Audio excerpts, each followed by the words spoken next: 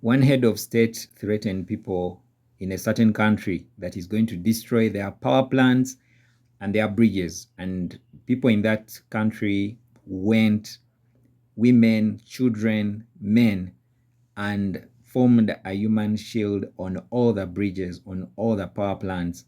Like if you destroy the bridges, if you destroy the power plant, you kill us because this is our livelihood.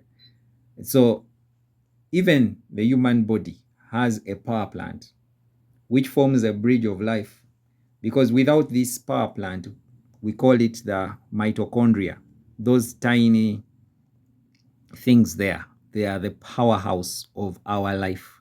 This is where all the vital force comes from, inside of the cell. This is the cell, this one. This is a cell membrane. We're going to see the importance of the cell membrane. But those things are the ones that generate most of the energy that the body needs, and they need a lot of oxygen. So this is the cell membrane, which allows in the nutrients, the glucose, the proteins, the carbohydrates, and anything that you take in, medicine, water, anything, nutrients, everything. Then the waste will come out through in this direction. But this is not like a cloth or a net where things just pass through. No, there are particular gates through which these things have to pass. You don't just go through. Yes. So if those gates are closed, that's when we get things like insulin resistance. This is another illustration of how a cell membrane looks like. So today we are talking about foods for metabolism.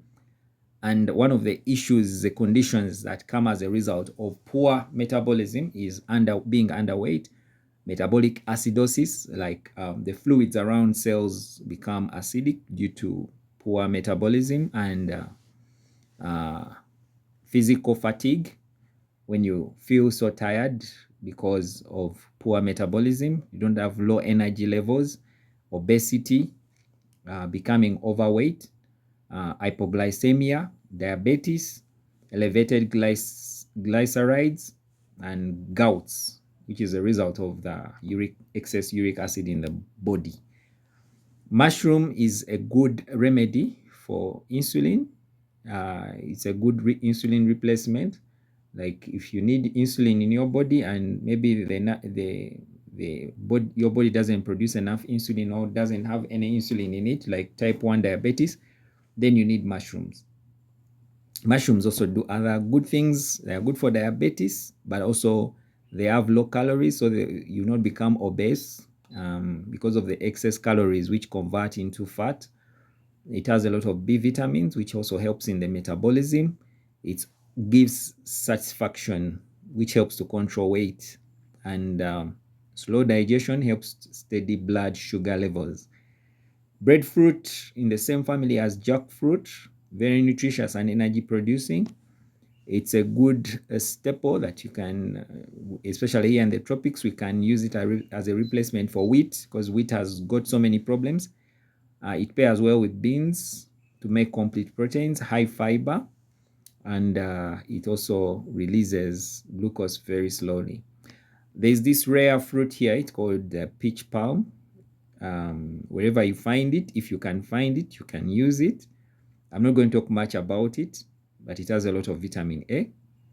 Chard, that one we find it in almost any market in the world. It's very light and flavorful. You can add it to your food. If you need iron, it's good for weight loss. People want to lose weight. It's a good laxative, good for people who are constipated. And it's also good for dealing with oxalic acid to remove the kidney stones. Locusts, these are also rare, but very good for diabetic people. And you can find them. Good also for gouts and kidney stones. Jerusalem artichoke, that one is also a rare one, which you can, if you can find it, is good for diabetes and gouts and the elderly and children, and it can be eaten raw or cooked like potatoes. And sweet potato is one of my best. Very good for people who are overweight. It helps them to control their weight, but also those who are underweight, it helps them to gain weight. If you combine it with nuts, it can be a very good combination. Nuts, greens, and sweet potato, that is a good combination.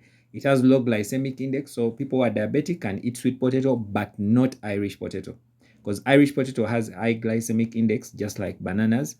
So avoid Irish, it's sweet. It protects the arteries, it soothes the intestines, lowers carb, and great for athletes, and prevents obesity too. Lupines, those ones, they are good snacks, but rare here in Uganda. I'm not going to talk much about them, but if you can find them, they are also excellent. The ones I want to talk about are the cherries. I see them a lot in the supermarket, and people who do baking know these ones very well. They are good for purifying blood and satisfying. If you're hungry and you're worried of overeat, like you may overeat, then cherries are must be your very good friend. They flush out toxins, diabetic friendly, and they satisfy and very good in weight management. Wheat, which is a king of grains, this one is a complete and balanced grain, slow glucose release, powerful laxative, good for constipation and colon cancer if you eat it whole. Here, the benefits are for whole grain, rich in B vitamins and vitamin E. It is slightly acidifying, so pair with fruits and vegetables to balance out the acid in them. And if you use the hybridized wheat, the modern wheat, it will cause your blood sugar levels to go so high because it has the amylopectin, and its glycemic index is also very high. So you make sure you're using the ancient wheat, and sprouted wheat would be better if you're going to do baking. If you want to live healthy, if you just don't want to eat wheat for the sake of eating it. The wheat bran is very nutritious. You can use it on its own. 30 grams per day is enough. The wheat jam is also very nutritious. I wanted to talk about the wheat flour itself. It's not usually white. To make wheat white, they have to bleach it. There's some chemical they use for bleaching it, and that chemical in your blood, it actually elevates the blood sugar level. So if you're diabetic, avoid wheat, especially white wheat. Then this is an update on diabetes. Usually they used to tell us not to eat any carbohydrates, eat a lot of proteins and fats. That was wrong. Yeah. Keto diet. But today we tell you to reduce on the fat, because actually fat is the worst enemy of a diabetic person. Sugar is also not good, especially refined sugars, though even brown sugar has a high glycemic index, but white sugar is worse. Eat more of the complex carbohydrates like the sweet potatoes, the jackfruit, and the cherries, those red cherries, anything high fiber. We are going to look at them: the beans, the brown rice, the artichoke, brown bread. If you're sure where it's coming from, the wheat in which it's coming from, you can make bread actually now from lentils. These days I see people making bread from lentils, from rye, from other things other than wheat. So try that, and let us control the let us feed that mitochondria, and let us feed that membrane, the cell membrane, because if the cell membrane doesn't allow in the insulin, then be sure the insulin is useless, is rendered useless, even if it's injected, even if it's done what.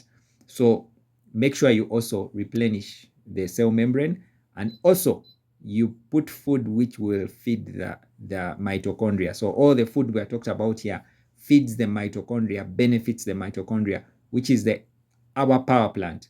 Don't allow it to be bombed with the chemicals from all these soft drinks and all the other things. Avoid them so that you can be healthy, your family, your neighbors, your friends. Share this information so that everyone can follow and be advised to do the right thing and make the right choices. May God bless you. Thank you very much. Till we meet again, have a blessed week. Bye.